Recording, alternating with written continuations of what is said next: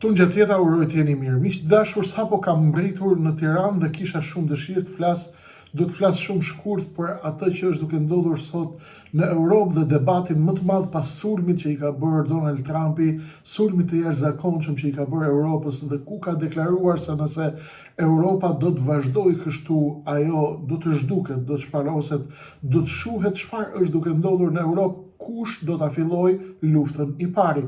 A do të godas Rusia e para Europën apo do të jetë Europa ajo e cila do të godas Rusinë e para? A ka fuqi në fakt për ta bërë këtë? Apo nuk ka fuqi? Kush mund të triumfojë dhe cilët janë skenarët që janë duke u folur dhe janë duke u përfolur aq shumë në këtë pikë jashtëzakonisht të rëndësishme, ku ka patur edhe një deklaratë shumë të fortë nga Elon Musk, njeriu i cili gjithashtu ka bërë një ndërhyrje në këtë lojë të madhe dhe ka përcjell edhe ai idenë e tij se bota është duke shkuar drejt ngjarjeve të mëdha. Ne këtë e kemi shpjeguar vazhdimisht, por sot do të ndalemi te ky dimension, pra çfarë do të ndodhë mes Europës dhe Rusisë dhe kur mund të ndodhë kjo? Unë ju kam thënë, sapo jam kthyer nga një konferencë ndërkombëtare jashtëzakonisht e rëndësishme në Doha, dhe atje është folur shumë nga njerëzit që kanë në dorë të gjithë dhe luajnë të gjithë fijet e planetit. Dëgjoni miq, ajo që dua të them para së gjithash, ne nuk e duam luftën, as nuk e shpresojmë, as nuk e urojmë atë. E analizojmë sepse duam të kuptojmë se çfarë po ndodh. Jo sepse ne na pëlqen kështu. E para, e dyta, ne nuk jemi tifoz të luftës, pa as të paqes së rreme dhe të mashtrimeve të rreme. E dyta. Dhe e treta që është shumë e rëndësishme, unë nuk jam tifoz, unë jam njeri i cili hyn thellë ngjarjes, e merr ajkën për atje dhe ja sjell shqiptarëve të mi aq sa di unë dhe aq sa kuptoj unë. Që të jemi të qartë për këto 3 pika. Pastaj kush do me fol të flasë çfarë do vetë. Në mëngjesin e 27 marsit, dëgjoj me kujdes, në mëngjesin e 27 marsit të vitit 2028, banorët e Narvës, qyteti i tretë për nga madhësia i Estonisë, gdhihet dhe pothuajse gjendet i pushtuar nga trupat ruse. Rusia hyn atje me trupat e saj pra në këtë qytet të Narvës, qytet i vogël i Estonisë, por që gjithsesi mbetet një qytet i një vendi antar të NATO-s me 57.000 banor. Rusia me trupat e saj mësyn Narva dhe vendet e Balltikut dhe nuk ka fuqi askush në Estoni që t'i bëj ballë këtyre forcave ruse. Flamuri i Rusisë ngrihet mbi Estoni dhe mbi qytetin 57.000 banorësh të Marvës. Gjithashtu, me lindjen e diellit të një dite të nesërme, pra me zbardhjen e një dite të re, me ardhjen e një dite të re, shohim skenarin e flamurit të Rusisë në Estoni, në qytetin Marva. Një tjetër sulm dhe një tjetër mësymje pothuajse paralele bashkë me qytetin e Marvës ndodh në ishullin e Hyumas, gjithashtu të Estonisë, ku një pjesë e madhe e trupave ruse mbështeten nga një pjesë tjetër e rusëve të gjendur në ishullin Hyuma, të cilët kishin shkuar më parë me pretekstin e turistëve. Kanë shkuar si turistë dhe do të bëhen, pra do të bashkohen me trupat e NATO-s. Pra, brenda pak orëve, Putini merr 2 qytete të një vendi antar të NATO-s, edhe pse ne e kemi thënë pra se palët kanë kërcënuar me bombë atomike, asnjëra nga palët nuk e godet dot bombën atomike sepse është shkatërim fatal dhe fundi i racës njerëzore për të gjithë. Pra, ata që thonë dhe që i varin shpresat ke atomiku apo tek bërthamorja, duhet ta kenë parasysh që ajo është, po luajt i mendsh dikush dhe shkon aty, kemi fluturuar gjithë. As emision më nuk do kemi kohë me bë për të pasur çfarë do të ndodhë. Çfarë ndodh? Kemi pra nisjen e sulmit të Rusisë ndaj vendeve balltike. Amerika çfarë bën në këtë moment? Amerika e ka të qartë që në qoftë se hyn në një përballje masive me Rusinë, mund të shkojmë drejt skenarëve gjithashtu fatal. Dhe Amerika me presidentin Trump zgjedh që të mos rrezikojë luftën e tretë botërore në këtë skenar. Kjo mbështetet gjithashtu edhe nga një linjë brenda Europës, brenda Francës dhe brenda Gjermanisë, e cila është kundër luftës me Rusinë. Të gjithë e prisnin hyrjen në luftë, të gjithë e dinë që po bëhen gati në luftë, edhe Europa, edhe Gjermania, edhe Finlanda, edhe Franca, të gjithë kanë folur për luftën. Dikush thot do 3-4 vjet, Gjermania thot do 4 vjet, dikush thot do 2 vjet, dikush tjetër thot do 1 vjet, dikush tjetër thot diçka tjetër.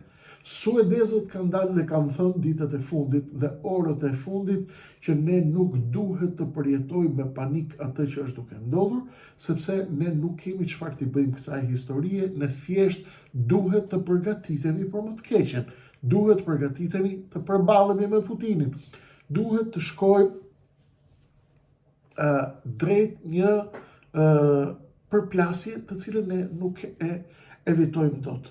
NATO në këtë moment, në qoftë se nuk aktivizohet Neni 5, që është ndërhyrja e të gjithëve për mbrojtjen e njërit, NATO quhet e tërhequr dhe quhet në një mënyrë apo në një tjetër që ka lënë një pjesë të territorit të saj, sepse Estonia dhe qyteti Iran bashkë me ishullin Huma tregon që ka lënë pra një pjesë e aleancës së madhe të perëndimore, pra dhe të NATO-s. Duke e dëgjuar këtë që sapo ju thash, ky nuk është skenari i Krishnik Osmani, ta kuptoni. Ky nuk është një skenar nga filmat horror. Kjo që sapo ju thash nuk është një legjend apo një artikull apo një fantazi e shkruar nga një njeri i cili kështu e shikon këtë. Çfarë është kjo? Këto janë detajet e një skenari të cilat i ka shkruar profesori i shkencave politike dhe i marrëdhënie ndërkombëtare gjermani Carlo Massala, i cili e sqaron këtë tek libri i tij, i cili ka dalë në qarkullim në gushtin e 2025-s, pra vetëm pak muaj më parë, dhe titulli i librit është If Russia Wins, në qoftë se Rusia fiton.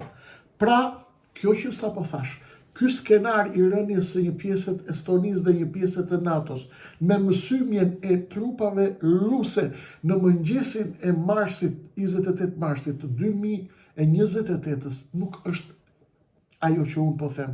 E thot profesori gjerman tek libri i tij Nëse Rusia fiton. Tani do të përpiqemi të kuptojmë se çfarë ka ndodhur, si erdhëm deri këtu dhe cilët janë skenarët. A do të godasë Rusia e para, apo do të godasë Europa e para. Në fakt, ju e dini mirë të gjithë që prej momentit kur Rusia doli dhe e kërcënoi Europën dhe e kërcënoi Perëndimin dhe i tha që nuk keni mundësi që të fusni Gjeorgjinë dhe Ukrainën në NATO, aso kohë Perëndimi dhe NATO refuzuan. Madje shefi i NATO-s, Stoltenberg, bashkë me Amerikën, bashkë me të gjithë, Stoltenbergu erdhi më pas, por flas si linjë mbështetëse e luftës, që ka qenë Stoltenberg dhe administrata Biden. Si linjë mbështetëse e luftës, kjo linjë i mori mesazhet her pas here nga Vladimir Putin, të cilët i thanë, dhe unë ju a kam thënë në të gjitha analizat që kam bërë, e gjithë molla e sherrit nisi tek samiti i Bukureshtit i 2008-s, kur thanë do të çojnë kufit e NATO-s tek dera e Rusisë. Këtu rusët dolën dhe hodhën parashikimet e tyre, hodhën kërcënimet e tyre dhe u thanë, jo, ju nuk do të vini ke dyert e mia.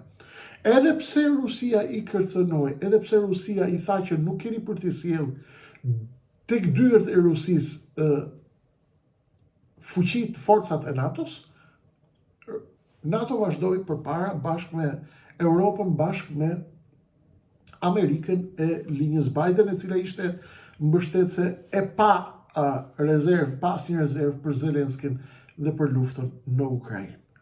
Erdhëm në momentin e dytë, në të cilin u duk qartë që edhe vetë Stoltenberg, i cili ka qenë ish shefi i NATO-s, që ka qenë pjesë e kësaj lufte, apo pjesë e njerëzve të cilët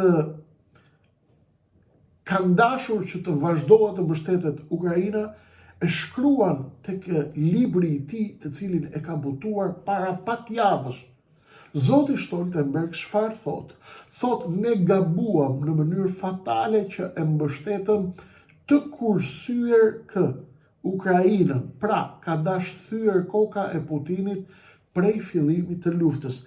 Stoltenberg shpreh keqardhje të madhe dhe pas keqardhjes që fshihet tek Stoltenberg është dhimbja e të cilën ai tashmë është duke e kapërdir, sepse është duke parashikuar skenarin fatal që mund të jetë duke ardhur për Europën. Stoltenberg thot tek libri i tij On My Watch, Leading NATO, pra gjatë kohës kur ai ka qenë drejtuesi i NATO-s, ka shkruar një libër nëpërmjet të cilit ai i shpreh botës cili është këndvështrimi i tij për ngjarjet e mëdha gjeopolitike të botës në kohën kur ai ishte shefi i NATO-s.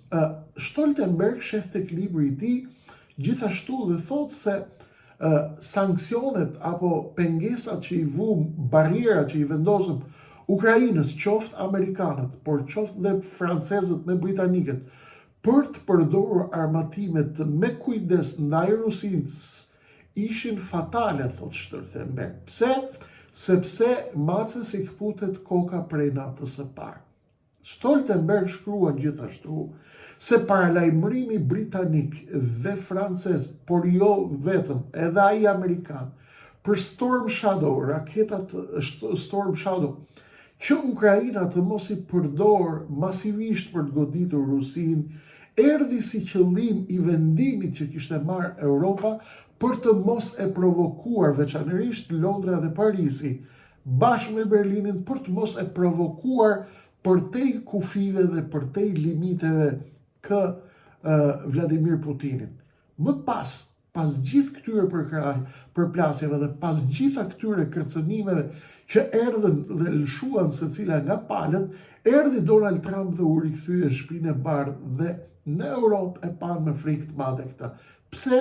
Sepse amerikanët, ashtu siç u nxora edhe dje, kishte presidenti Trump në konferencën ku isha në Doha 2 ditë më parë, u përfaqësua nga djali i tij Donald Trump Jr.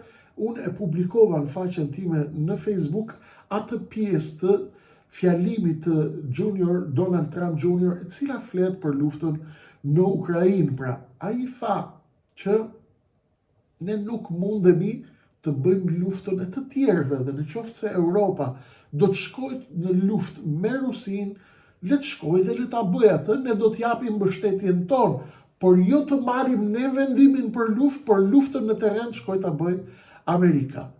Kjo tha nuk ka për të ndodhur më kurrë. Pse? Sepse këtu është një lojë akoma më e madhe se sa kaq, janë disa skenar akoma më të mëdhenj se sa kaq. Çfarë është duke ndodhur? Ajo që po ndodh është se bota ka ndryshuar aleancat dhe po ndryshon aleancat çdo ditë. Po ndryshon ekuilibrat çdo ditë dhe nga mëngjesi në mëngjes mund të gdhihemi përballë skenarëve të ri. Këtë e tregojnë her pas here edhe 12 minutat e fluturimit të avionëve ushtarak rus në territorin e Balltikut, në territorin e, si ta themi, të sipërfaqeve apo të kufive të kontrolluara prej NATO-s, kufive gjeopolitik të NATO-s. Dhe kur u pyet Putini se si kishin mundur dhe si kishin guxuar avionët ushtarak turq rus ndjes në hapësirën e NATO-s, Putini me shumë qetësi u thotë se ky kishte qenë një gabim. Ndërkohë, Dmitri Medvedev del I orientuar nga Vladimir Putini, I cili thotë Europa dhe europianët nuk do të vdesin prej luftës, duhet të vdesin prej frikës, thotë. Pra, urrejtja dhe përballja dhe mlefi është I niveleve të cilat e shtyn një zyrtar të lartë rus të thotë se europianët duhet të vdesin nga frika përpara se të vdesin nga armët. Suedia ka dalë me njëherë dhe ka thënë që shiko, ne nuk duhet të kemi më frikë, ne thjesht duhet të largojmë frikën, ne thjesht duhet të bëhemi gati për luftën, ju nuk duhet ta fusni më kokën në rër si struci, mblidhni fuqit, mblidhni ekonominë, mblidhni para, bëni gati ushtrit, bëni gati armatimet, do të bëhemi gati për luftë. Nuk ka më kohë. Për qa? As ka kohë të presim më Amerikën. Amerika e ka thënë troç, hapur. Unë nuk bëj luftën tuaj. Unë nuk shkoj në luftë për arsye se duam ca njerëz që lufta Zelenskit vazhdoi pafundësisht dhe të vritet miliona njerëz dhe kush I pagu këto para, thotë ja marrim Rusisë që lekët që I ka ngri në Bruksel dhe t'ja japim Zelenskit, Rusia I kërcënon dhe I thotë, kjo do të jetë fatal. Tashmë, Donald Trump, kur u pyet nga gazetarët në bordin e Air Force One, lidhur me nenin 5 të NATO-s, ju e keni parë dhe e kemi shpjeguar, kemi analizuar këtë vetëm pak ditë më parë, por edhe gjatë gjithë kësaj kohe ku kanë qenë më të presuar qëndrimet e Donald Trumpit lidhur me procesin e luftës dhe të paqes në Ukrainë, u duk qartë që neni 5 I NATO-s, të cilin ju a këndojnë këtu në për televizionet e Tiranës, por që këndohet shpesh dhe recitohet edhe tek televizionet e Europës, duket qartë që neni 5 I NATO-s tashmë ka marrë një krisje të madhe. Çfarë do thotë kjo? Kjo do të thotë që secili do të mbrojë me nderën e vet. Ju kërkoj ndjes që të flasim pak në zhargon, ta bëjmë pak më natyrale bisedën. Secili me nderën e vet, krisja e nenit 5 të NATO-s, do të thotë secili do të ruajë me nderën e vet, që do të thotë bie fuqia e ligjit I cili thotë, ai ishte fundamenti që mbante NATO-n dhe që mbante ishte shtylla kurrizore e Aleancës Atlantikut Veriut.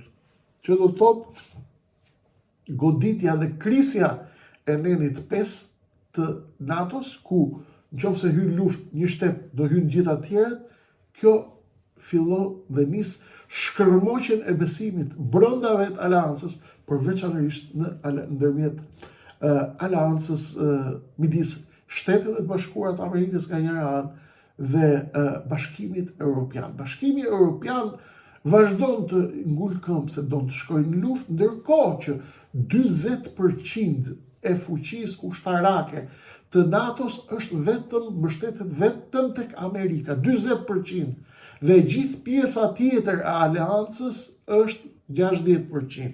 Kjo është nga ana e parë, pra, kjo është nga njëri kundërshtrim. Nga analiza tjetër tregon që vetëm në vitin 2024, Rusia vetëm e ka patur buxhetin e mbrojtjes më të madh se të gjitha shtetet e Bashkimit Evropian të mbledhura bashkë. Ju kërkoj ndjes nëse bëj ndonjë gabim në shifër, por mund të jetë luan me pak, jo me shumë. 478 miliard dollar ka hedhur Rusia për luftën dhe për Ministrinë e saj të mbrojtjes, pra dhe për buxhetin e saj të mbrojtjes në 2024, ndërkohë që buxheti I të gjitha vendeve të Europës I marrë së bashku është më I vogël se buxheti që ka vendosur Rusia e vetme. Pra, jemi përballë një loje e cila duket qartë që është lojë nervash, por pa u konkretizuar, sepse europianët thotë do ta konkretizoj Amerika. Amerika thotë të bëjë luftën dhe ne I themi bravo, bjeri, ju lumt. Tashmë, kjo krisje i jep të drejtën profesorit Gjerman, pra Carlo Massala, të shkruaj në librin e tij për skenarin të cilin ai e sheh kur në marsin e 2028-s. Shumë italian, gjerman, francez mendojnë që kjo do të ndodh absolutisht shumë më shpejt dhe do të jetë një përballje apokaliptike, do të jetë një përballje e pashmangshme në një farë mënyre dhe do të jetë vrasë për një pjesë të madhe të njerëzimit, veçanërisht të kontinentit në të cilin jetojmë. Në fakt, ky moment gjeopolitik në të cilin po kalon Europa në këtë orë, në këtë sekond gjeopolitike, na çon menjëherë në vitin 1938, ku Winston Churchill i shkruan një letër Lordit Moin, pra mikut të tij, i shkruan Churchilli dhe i thot në këtë kohë Britania qeverisej nga Neville Chamberlain, që ishte aso kohë në pushtet në Britaninë e Madhe, dhe i cili sipas Churchillit kishte ndjekur një politikë të butë me Hitlerin. Pra kishte qenë me të njëjtën strategji që po luan sot Europa me Rusin. Dhe këtë e shohim edhe tek libri i Stoltenbergut, pra që thotë, ne kemi luajtur gabimisht, kemi bërë gabim fatal në momentin kur nuk ja prem kokën Rusisë, apo nuk tentuam të paktën ta bëjmë këtë prej fillimit të luftës. Në 1938-s, vetëm pak javë pas marrëveshjes përpara marrëveshjes së Munihut, Churchilli i shkruan mikut të tij, pra në kohën e Chamberlainit, dhe i thot me tekst: me sa duket miku im, jemi në pozicionin e zgjedhjes ndërmjet dy mundësive shumë të poshta. Lufta ose turpi. Kam përshtypjen, shkruan Churchilli, se ne do të zgjedhim turpin dhe më pas do ta shtyjmë luftën pak më tutje, por që do të jetë e pashmangshme gjithashtu dhe me kushte shumë më poshtëruese. Pra, u zgjodhe, u bë kjo, pastaj u bë një aksion që u përdor nga populli më pas, u zgjodhe apo t'u dha mundësia të zgjedhësh ndërmjet luftës edhe turpit, zgjodhe turpin dhe nga njëra anë dhe nuk e shmange do të luftën, të erdhi lufta në derë. Pra, ti t'u dha mundësia që zgjedhës ose luftën ose turpin, ti jo vetëm që zgjodhe turpin, pa as luftën nuk mundet ta shmangëshe. Dhe ky moment na kujton pikërisht saktësisht gjendjen në cilën ndodhet Europa sot. A do të dorëzohemi apo jo? Kjo është pyetja e madhe. Europa ka fuqi, po mblodh e gjitha, ka fuqi, ka resurse, ka financa, por i duhet kohë të armatoset. Derisa do të ndodh, a do ta lër Putini të marrë frymë dhe të bëhet gati për luftë, apo do ta godas përpara, apo do ta godas Europa e para Putinin, përpara se ai të bëhet gati dhe të nis fazën e dytë të përplasjes fatale me Europën. Putini e ka thënë para pak ditësh, nëse Europa do luftë me ne, ne jemi përgatitur për gjithë skenaret. Tashmë, pyetja është e madhe. A do të godas Europa e para dhe do ta kap Putinin befasi, apo do të godas Putini i pari? Kjo është ajo që po gatuhet sot në të gjitha zyrat dhe kancelarit ndërkombëtare dhe në sallat dritë paka të diplomacisë botërore. Lufta me sa duket, me dhimbje, them dhe fatkeqësisht, është e pashmangshme, por si do të shkojë finali e saj? A do të ketë kohë Europa të përgatitet? A do të shkojmë? Unë nuk e uroj luftën, as nuk e dëshiroj atë, por po bëjmë analizë të situatave që po ndodhin. Këto janë zhvillimet më të mëdha, do të kisha dëshirë të dëgjoj edhe këndvështrimin tënd të komentet, si e shikon ti këtë, situatë, ti që i ke ndjekur këto biseda dhe këto analiza prej një kohë të gjatë, çfarë mendimi ke? Do të kisha shumë dëshirë që kur të kem kohë të lexoj dhe opinionin tënd lidhur me këtë. Kjo është situata në Europë. Do të jemi aty hap pas hapi, minutë pas minute, për t'ju sjellë të reja, si gjithmonë, përtej skenarëve të mainstreamit, i cili ka qëllime të tjera, kontrollin e shqiptarëve për nevojat e tij të ngushta politike. Ne kemi qëllime të tjera, kemi synime të tjera, kemi dëshirë dhe ëndrrën e madhe t'i hapim sytë shqiptarëve në këto kohra të vështira. Kaq kishim për sonte, miq. Pjesën tjetër zhvillimeve ju e dini, si gjithmonë, ato vijojnë në numër 9.